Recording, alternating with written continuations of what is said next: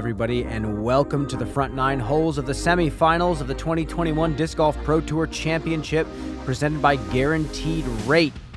I'm Brian Earhart, joined here by Nate Perkins, and we have 8 new competitors. We have 12 left, cutting to 4 in the final round. Semifinal Saturday. Scores are going to get lower.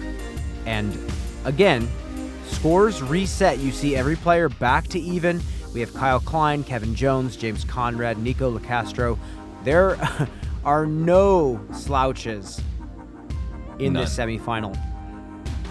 If you made it to the semifinals, you're making $5,000. If you advance, the minimum you're making is $8,000, but you're playing for $30,000 first place prize. This is a huge round for every single one of these players, and we start off on hole number 1. I keep thinking about this hole. When you step up to a tournament round of this caliber, your adrenaline is pumping, and I have to believe it affects the disc selection on this. You want to, a lot of people, when they're nervous, they want to throw hard. Hello, everybody. So we'll see if this affects. Hornet Park in Charlotte, North Carolina, the proud host of the 2021 Disc Golf Pro Tour Championships presented by Guaranteed Rate. Today's tee is the 2:34 p.m. tee time. Up first, hailing from Wyoming, Michigan, please put your hands together for Mr. Kyle Klein. And what a season this has been for Kyle. We've talked about him off the microphones, and we are both pretty impressed with his style and what he's evolving into as a competitor. Brian, that's the Zen. A flippy control driver. He hits this on a soft hyzer. That's the first time that the Zen has ever been thrown in competition. Discmania just sent me a box. I did not know that he was already throwing it. I gifted him one. What a guy, throwing the Zen? Mr. Kevin Jones. And Kevin just buying a house in Charlotte. And him as well as a lot of players on tour are falling in love with this area. 40 plus 18-hole beautiful wooded courses. This is a disc golfer's dream. Yeah, we got him a house plant. And he throws a dime if that continues to skip forward, and it does. We got him a fake one, though, because we know he's not going to water it, so we're just waiting for him to notice. Up next, hailing from Blacksburg, Virginia, please put your hands together for Mr. James Conrad. That's James Conrad William III. Excuse me, James William Conrad III. And right behind him is James William Conrad II. That's James's father sitting down. Frisbee legend from Virginia, watching his son front row.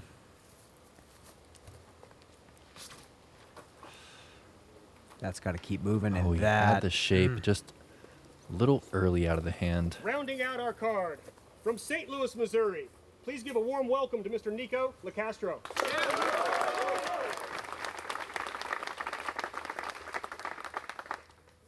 And I just love seeing Nikko time and time again show up at the top of these big events after all these years grinding on the road since he was like 17 years old.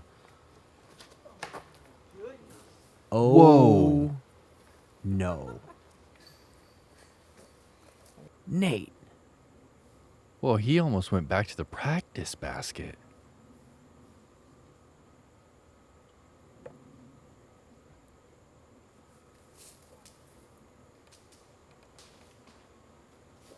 I mean, and a decent shot, but that's bogey at best.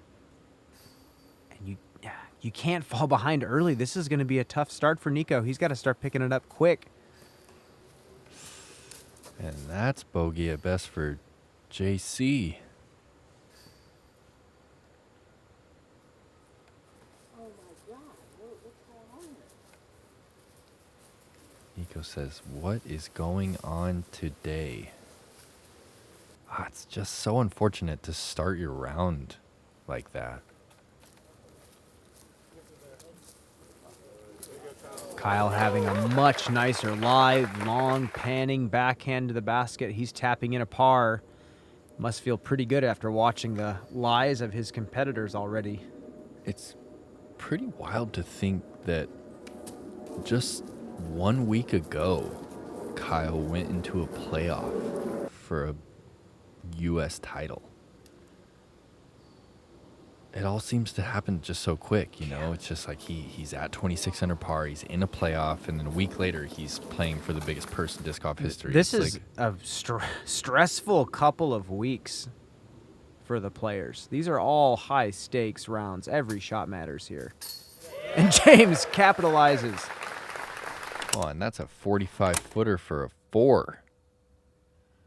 And that's got to give him a good feeling. At least he's got the stepper working.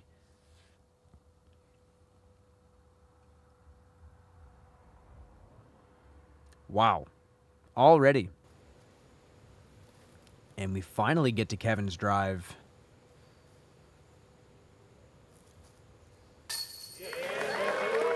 And that has to feel fantastic. Again, 12 of some of the best players in disc golf, and you have to finish in the top 4. Great start for Kevin.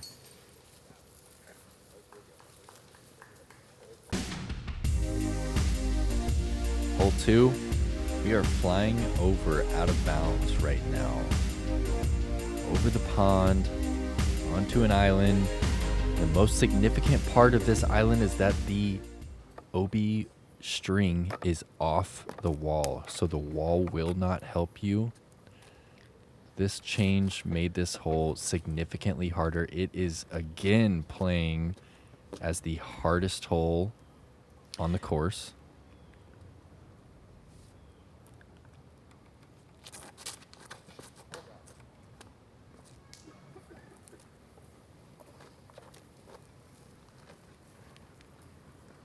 And from there, you proceed straight to a drop zone. You still have to throw over the pond. Yeah, and the players are trying to adapt to this hole. The ceiling is low, the gap is tight, the pine needles make it so hard to stick softly.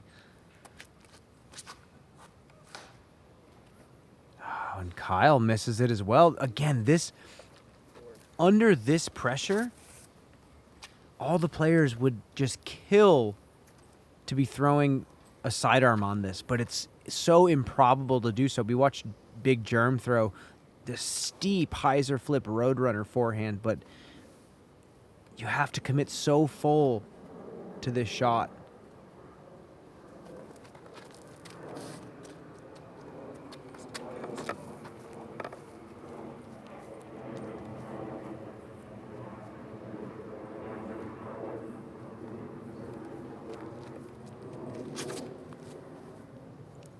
James pipes it as long as it sits down. So asking for it to sit. Just does not want to stop, and there it is. The string is 1.5 feet off the wall. The wall does not help you. This is killer. That's so unfortunate. Wow.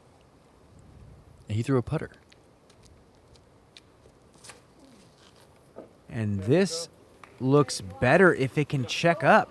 It is, and that is the way you come back after double bogeying hole 1. Park job. He is going to move back to 1 over par.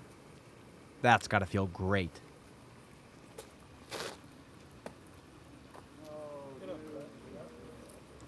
Wow. He thought he was short. I thought he was short. Just squeaks over.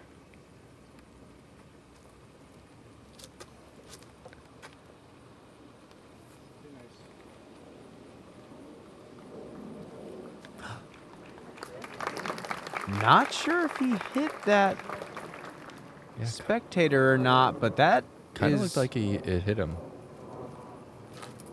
That is fortunate. James going nomad here.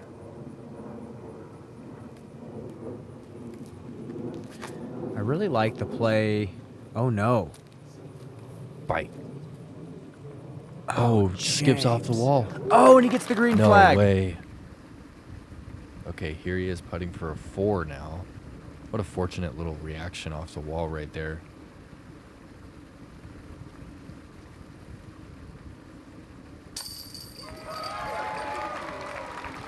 And James is battling just to take bogeys on the first 2 holes.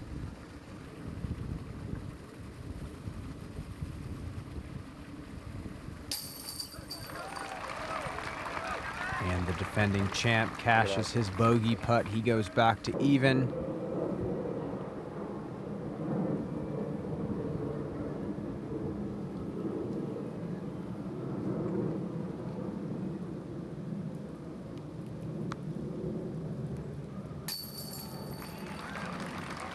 All very poised bogey putts after their drop zone shots land in bounds. Nikko gets a beautiful drop-in birdie. We'll see you on number 3.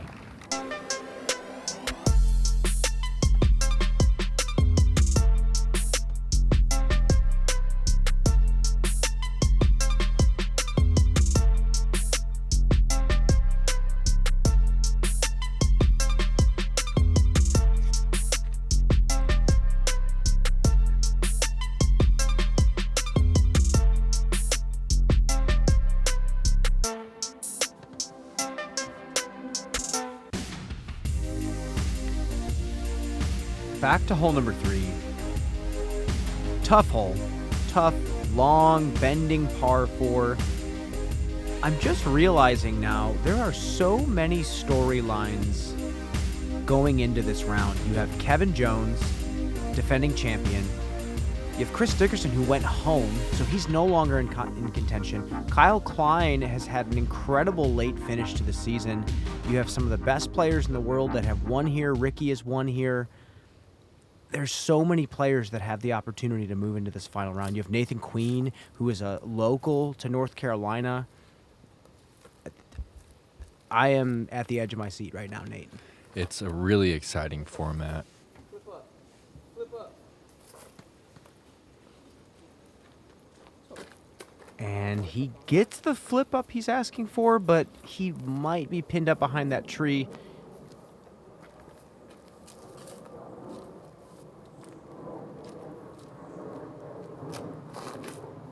You know, normally we have to wait until the final day to kind of have that edge of your seat excitement. Take it away, Brian. What do we got on? Well, I just have to jump here. Kevin Jones just threw an absolute dime of a forehand, and this is someone whose forehand just continuously gets better. And we look at forehand footwork. Everyone seems to do it a little differently. His right foot crosses in front of his left foot. Kind of a reverse X step. Interesting. I never even noticed that about his throw. Beautiful drive. And Kyle was trying to get real technical with that one. That was a very flippy disc he was trying to throw.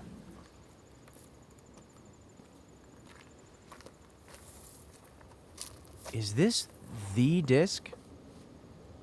Is this the Envy? He has 2. This is the one. The holy disc.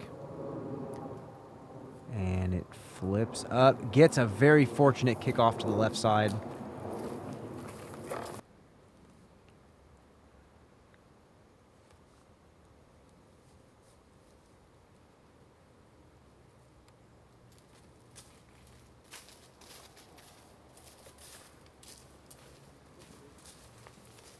Yeah, totally fine forehand there from James. He should be able to get up and down. And Kyle is on the side you don't want to be, and he's doing what we were talking about yesterday. He is trying to bite the corner. Huge risk reward. We will see where that ended up.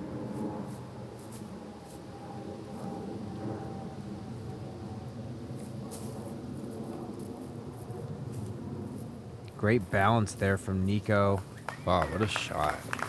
It's a tight little gap that he fed that forehand through.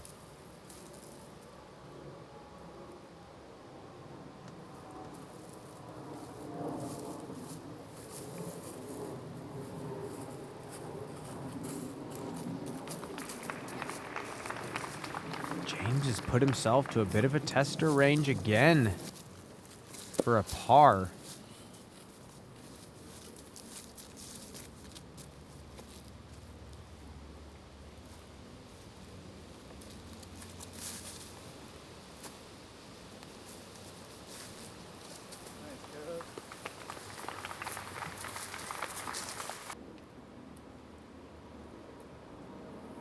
Can't tell how deep Kyle is here. Oh, he was way deep.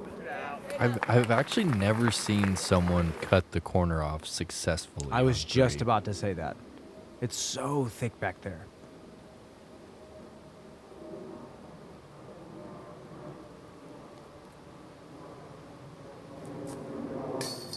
And that's the second birdie in a row for Nikko. Little nose down hop putt, and he's back to even. That's just how he used to do it. Oh my gosh, he was hands down the best putter in the world. Late 2000s, early 2010s. It was not even close.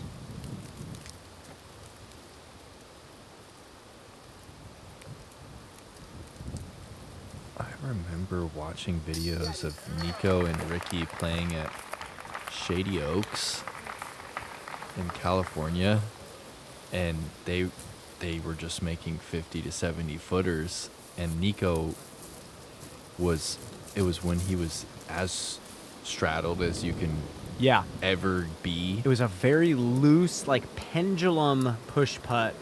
So much looser than his push putt looks now.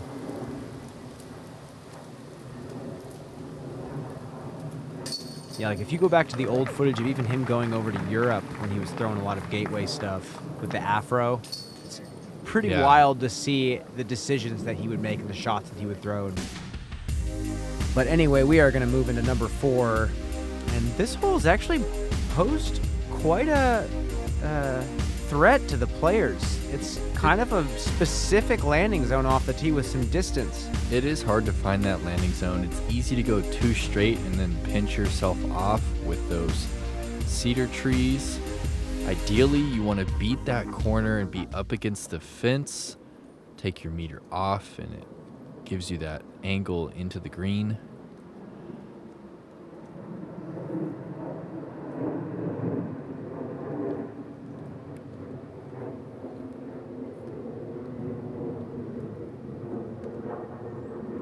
Yeah, I don't know if our viewers out there have ever seen the video of Nikko taking down the Japan Open. Oh my gosh. He had the afro.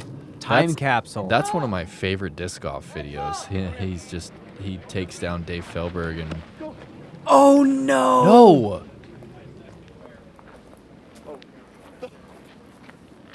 No. That was coming back in bounds. That just cannot happen. It is, and it's not, at least I don't think it's the spectators' fault. I think it's the staff and the event's fault for allowing them to stand in play. That's completely in play. Swinging it out over the OB is okay there because you expect it to hyzer skip back in. I can't It's believe tragic. I can't believe that happened. And again, it's not. I can't say someone is at fault. Like, I can't say someone has done this horrible disservice, but it is a problem that will need a solution as disc golf grows. That's a better way to word it. You know, for sure. How do we brief the fans on that type of consciousness, being that aware of the disc? Because, like you said, that could have been an enormous drive from Nikko. That was going to get a sideways path skip. That was definitely coming back in bounds, the way that it was flying. But we're going to move back to James, and this is a beautiful looking line. That's going to get a flare too. Oh, and that's such a bad spot to be. He's forced. If he wants a birdie, what? A little bit of a tornado coming through the tunnel. It was swirling out there. It was about as windy as I've seen it at Hornet's Nest. It would be like 5 to 10, and then all of a sudden it would gust like it just did. Okay, so Kevin's going grenade down the right side. Come on, what is this?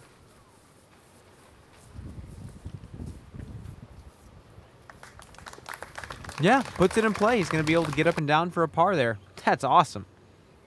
Okay, so this is big for Nikko. I mean, total momentum killer. You wonder if he saw that happen or if he just doesn't have the thought in his mind. It's probably at this point better that he doesn't know what happened.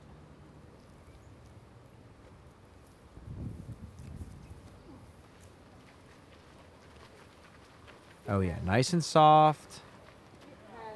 And he puts it to circle's edge.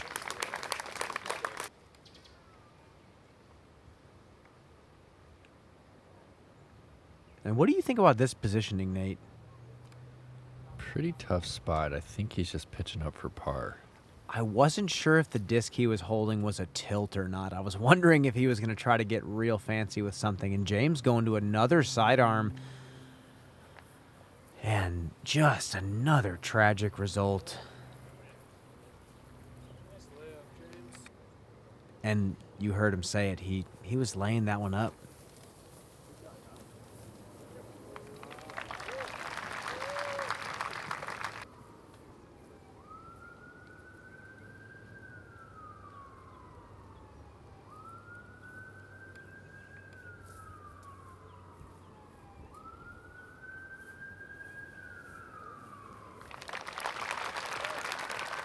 That's going to be another bogey for James. 3 over through 4 holes.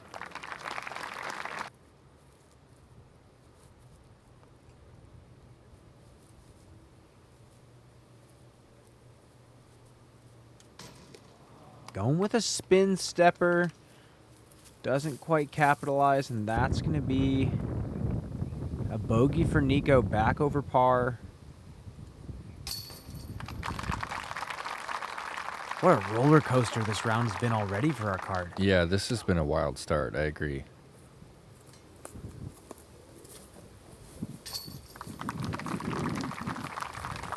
And, you know, like we were saying, the players are checking UDisc at this point.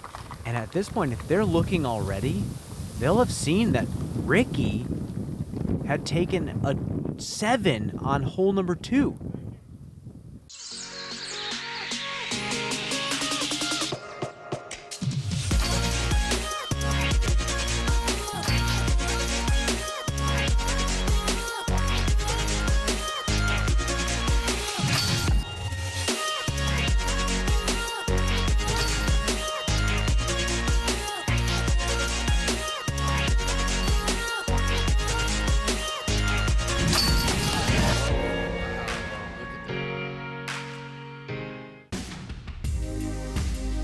Hole number 5, 405 feet. Can go straight through that gap, or we've seen some flex forehands on this right side.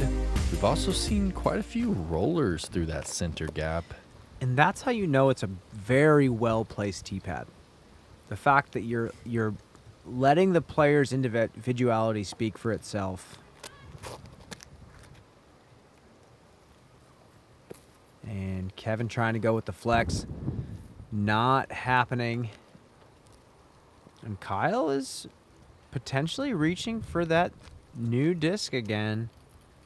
Kind of a flippy fairway. It's a different plastic of the Essence, I believe. That's right. It's a Meta Essence, a little bit more stable than the Neo. I believe he's going to be laying this down on a roller angle. Oh, and you wonder what he was going air shot. Yeah. Yeah, he was going air shot. Potentially trying to go down that left side. If the wind is consistent from the previous hole, I feel like it should be a right to left right now. So Nikko's forehand's going to carry very nicely. A little short. 405 is a long way for a forehand. So you wonder what's going to happen to James's backhand.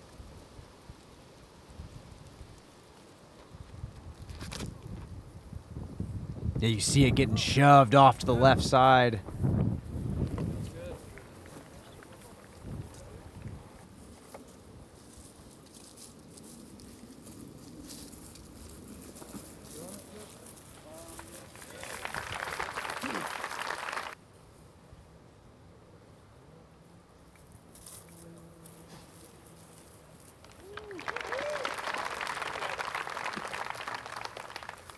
It's time to get things rolling, Brian.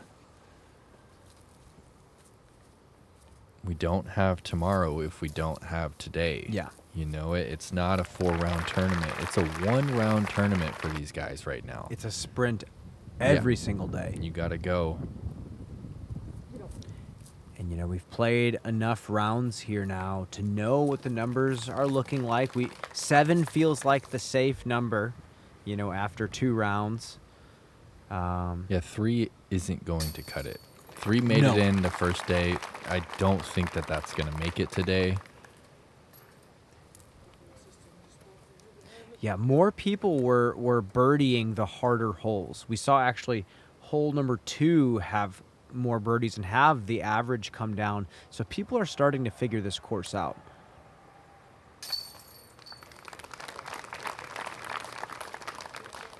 But I truly love seeing a 7 or an 8 be the, you know, the hot round, you know, and that those are similar numbers to traditional golf. You know, even is never the hot score in golf. So this is where it should be right now. And hole number 6 is a fantastic par 3 here. We've seen a lot of really solid hyzer flip shots. We saw Paul Macbeth highlight reel clearing tons of people earlier today. That was insane. I was standing right there. Yeah, the clip's been flying around. It doesn't make sense how it didn't hit anybody. Yeah. I mean, there were spectators sitting on the street, and it went behind them. And then, did you hear the dog that barked during his putt? It was the worst timing. This pup just You gotta love it. barked at his owner right before Paul put his 50-footer.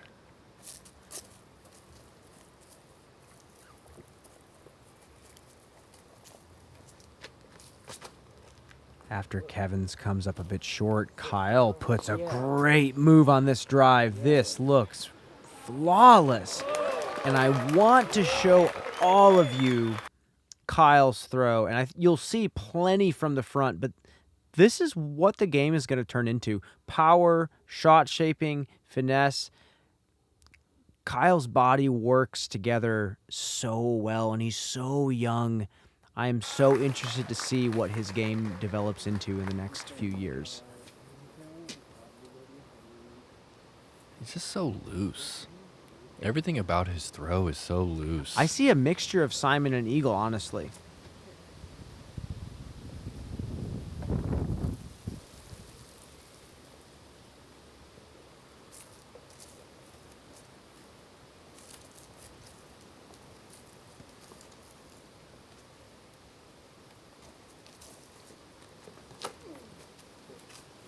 Hard hyzer, tiny bit of flip. And Nikko's put himself to 25 feet. He's still hanging on.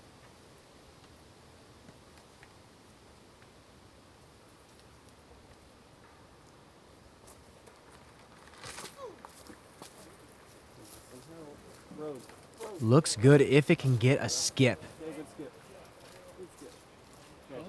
What a Yeah, shot. that's exactly what James needs right now.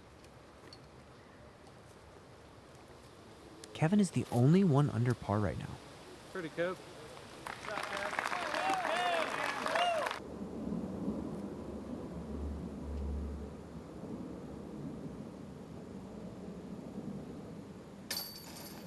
Spin putt is good.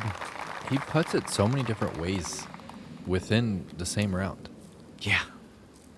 At this point, I've talked to him about this because I have also begun to develop a spin putt. And at this point, his strategy is whatever he thinks is going to go in the basket, that's what he chooses. There's no rigid rule set. You know, if it's windy, he still might go push putt. If there's no wind, he might go spin putt. And I think that kind of helps him in regards to the overthinking. He's just able to pick something and go with it. Intuition. Yeah, or potentially it might take him a little bit more time. Who knows? Best word to describe the T-Bird 3 is consistent. Straight, just slightly stable. that's exactly what I get every time. Grabbing the disc and knowing it's going to be consistent, that thought popping into my head when I'm lining up that straight shot, that's the confidence booster. That's all positive reinforcement. This is the disc that I reach for, and if you want that consistent straight finish, grab the T-Bird 3.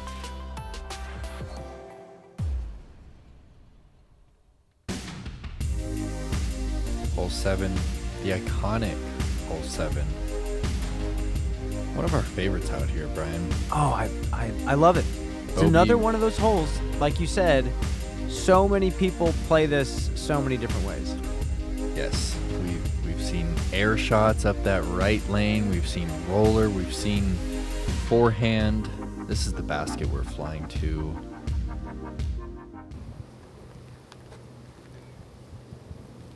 It's a delicate balance to create a hole and place a tee pad that lets players do what we just talked about. Oh, and he's going roller. Ooh, and he's laid this down with some speed, and look at this. That is clear. That's an ideal tee shot right there.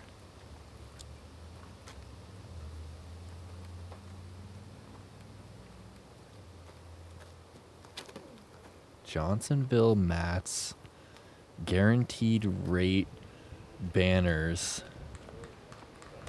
This is a dream come true, Yeah, Brian what? Earhart. Incredible, man.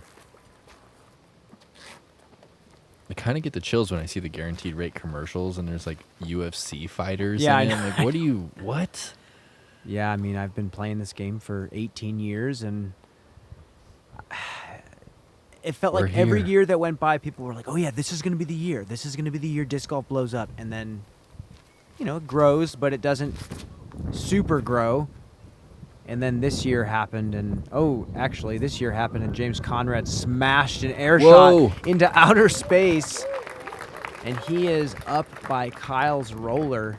That was an insanity from James. Slower disc, kind of like a 9 speed, I believe. Yeah, it might even be like six speed flippy. Yeah, it's a slower control driver. I know that.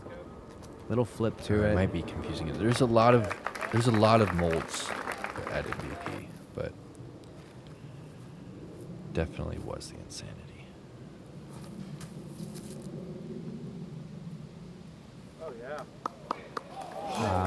Yeah, almost that's dunked it. that's all right. Great shot from Kev.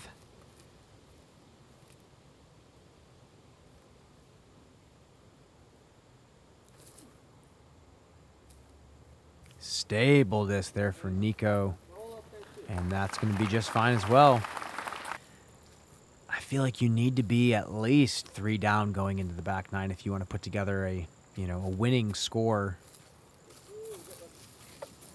It doesn't get any easier. No. We've kind of said it a few times during this tournament. The course kind of progressively gets harder. This is a thumber roller. That was great. That is in circle 1. I actually think that might be the first thumber roller I've ever seen James throw, practice or competition. Let's see if he capitalizes on this from 30. Just low. Have you ever thrown thumber roller? Oh, yeah. I actually learned it when I was living in Georgia. I interned with the Professional Disc Golf Association in 2012, and a lot of You say you boy. intern? I did. Sweet. College internship, but people in the Southeast throw a lot of thumber rollers. North Carolina, South Carolina, Georgia. That's where I learned that shot.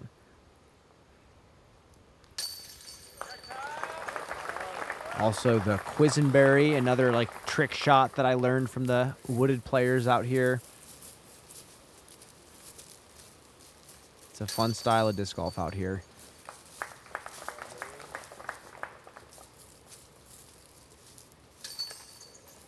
And Nikko really blowing an opportunity to go under par before we cross the road. That is going to sting.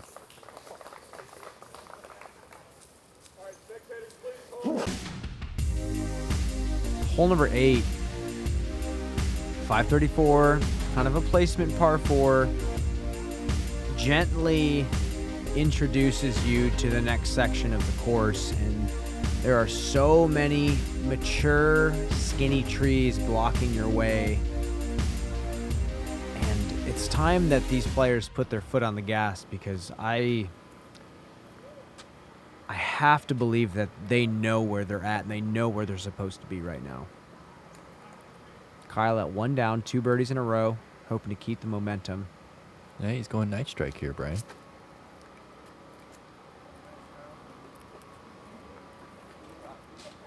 And he's a little too straight, but he's far enough in that he's going to have an angle. yeah, he has a flex sidearm at least. You see that gap about 5 feet across.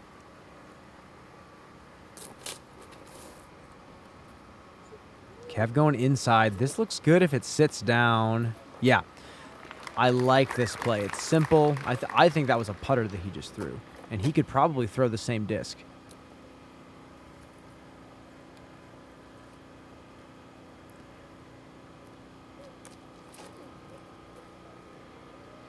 Oh, no.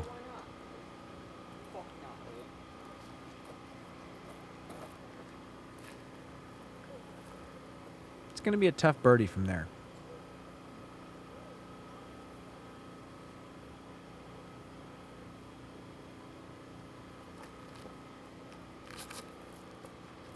I love that view from the front to kind of see the expression of the player before they throw. I mean, closing your eyes before you throw like that, that's some James Zen Conrad stuff right there. That's some James Conrad stuff right It there. really is. Ooh, and a little hyzer flip from Nikko. Oh, that was pretty.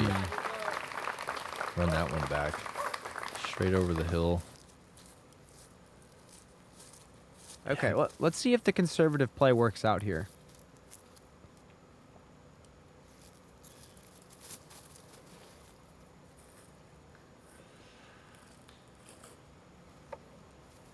Yeah, oh yeah. 20 feet. Yeah, putter.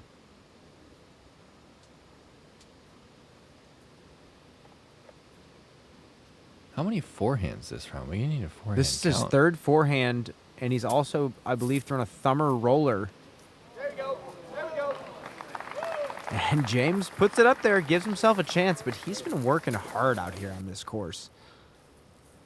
And when James goes to a forehand, it's not because he's trying to work on his forehand. He's got no backhand shape and doesn't have a disc flippy enough to shape what he wants. So, definitely unfortunate.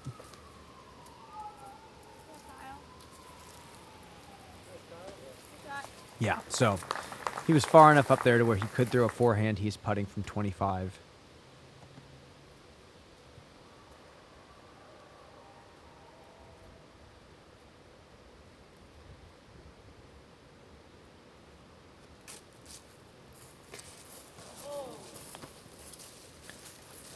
And that hurts.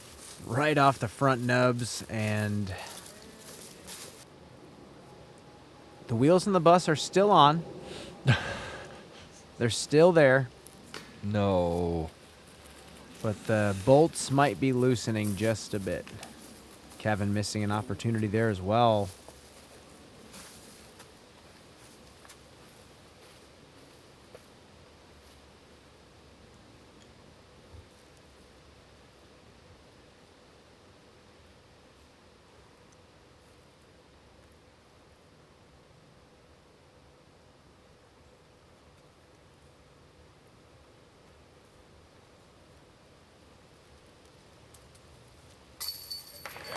There you go, James.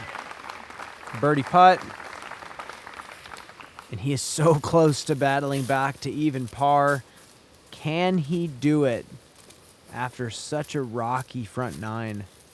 He's got one more hole left in the front. Kyle forced to a straddle here.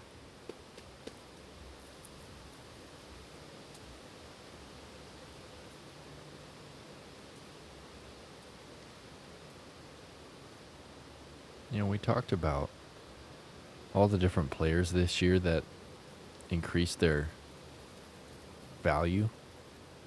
Kyle was probably up there as far as the Well, as an investment largest as increase. well. I mean, yeah, is he 19?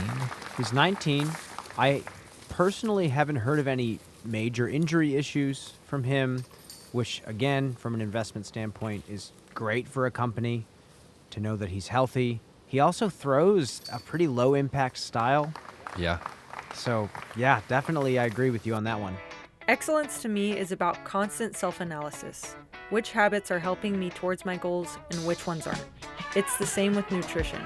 The foods I eat should help make my mind and my body the best they can be. Thunderbird makes that simple. Look how small this gap is that you fly through right here. It's maybe 4 feet across, and you have to throw it with power. The hole's 430 feet. You want something to flip up and fly straight once again here at Hornet's Nest.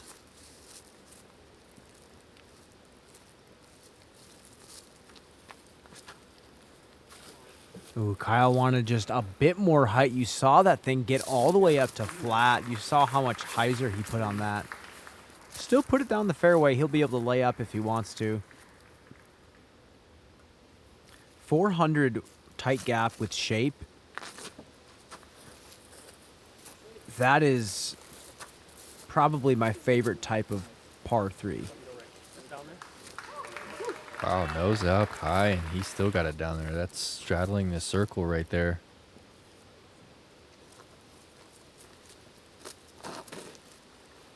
Ooh, and Kevin trying to drag that disc over to the left, and that just started out just a little bit low, so he had to pop it up high. And again, up and down for a 3 is right there. Trick on this one is just not hitting early.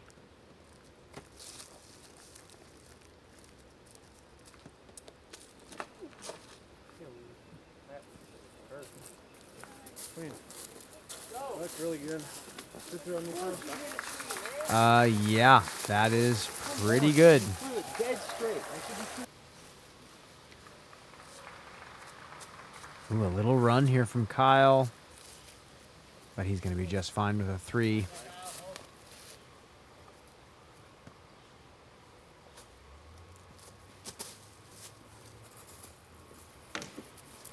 So you put 12 of the best players in the U.S. on this hole, 430 tight gap with shape. Averages a 2.58. Really? Yeah. Wow. That's surprising. This is definitely a bonus birdie in the minds of a lot of these players that are even playing today.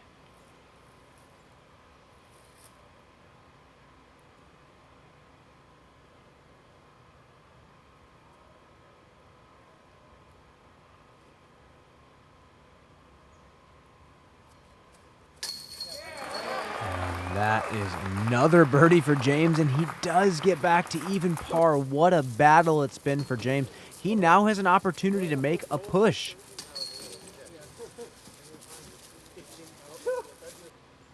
You see Kev laughing about that. He tossed that thing in and went through the chains, hit the pole, and almost came back out.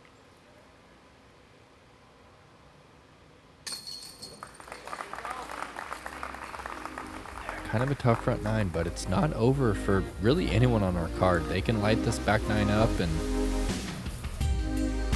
I just am impressed at everyone getting back to even or better after that, initial start. But like you said, 7 is usually a safe number on this course. We've seen it historically, but Adam Hammis is on a heater right now. 7 on the front 9. That's incredible. Any mistake on this back 9 is going to be tragic. We have 9 more holes before we determine the final 4 players. Make sure to tune into that. You can check me out on Instagram at Brian_Earhart. And Nate, where can they find you? Perks of Disc Golf. I will be giving away an Upper Park Disc Golf bag this week. Give me a follow.